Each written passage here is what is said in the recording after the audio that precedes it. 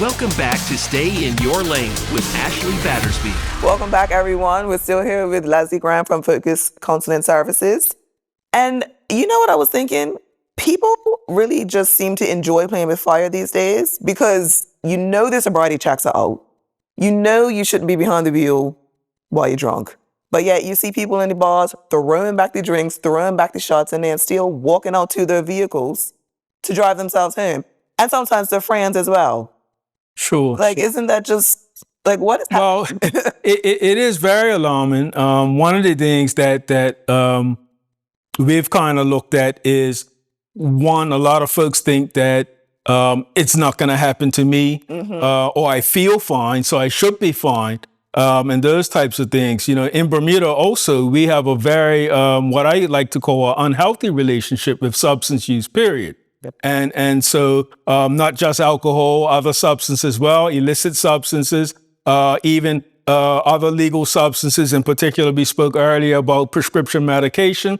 A lot of times those can be misused, but most folks probably feel that it's not going to happen to me, or just the whole risk of taking the chances. I'll go another way. You know, let me know if you see the man when you go up the road, Right, you know, and all those types of things that may come up. And just a lot of times folks' willingness or need to escape or get away. So that can sometimes overpower rational thinking. Remember, we talked earlier about judgment being impaired. So our judgment is where we make our common sense decisions. The part of the brain, our frontal lobe, is where we make our common sense decisions. And all the alcohol silences. And so our judgment becomes impaired. And the more we drink, of course, the more impaired a person can become. And in turn, start to make decisions that really make absolutely no sense to maybe to the average person or even to themselves.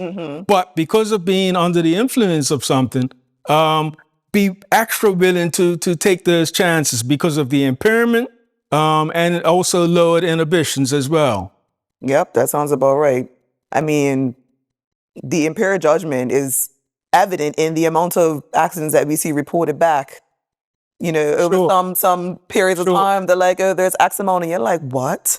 Yeah, that's just so irresponsible. And one of the things that I'm not sure if it's captured, and maybe that's a conversation that can be held at a later date, is how many of our fatalities are substance use related, and what substances. And I could be wrong, and I stand to be corrected, but I don't believe we really do a very good job in Bermuda of collecting that data. You know, there is some data that is taken, but I'm not sure if we share it openly enough that you know, one could make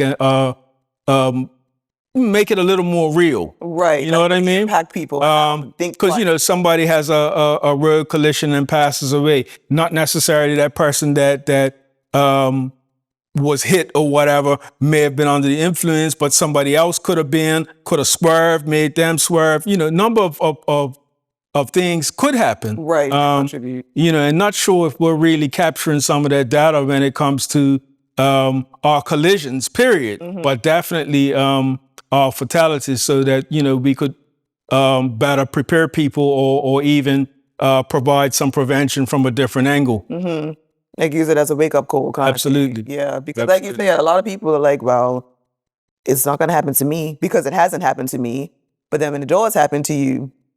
Sure. You know? One of the things that people don't know, in the U.S., because I only have information in particular for the U.S., the average person that has an impaired driving offense drives 2,000 times before they get caught or have an episode, an accident or something like that. Oh, wow. So in Bermuda, I kind of, when you say at least 200 times a person has driven or would drive on average before they have an accident or an impaired driving offense. Wow. So it appears very common that people will take that chance. You know, it's not going to happen to me. I'm just 10 minutes up the road.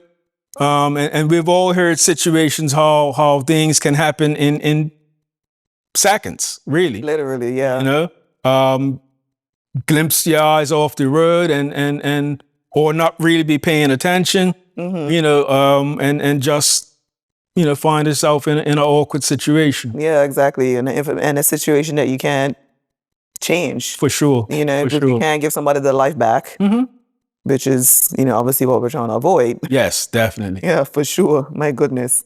Well, everybody stay tuned. We'll be right back. We'll be right back after these messages.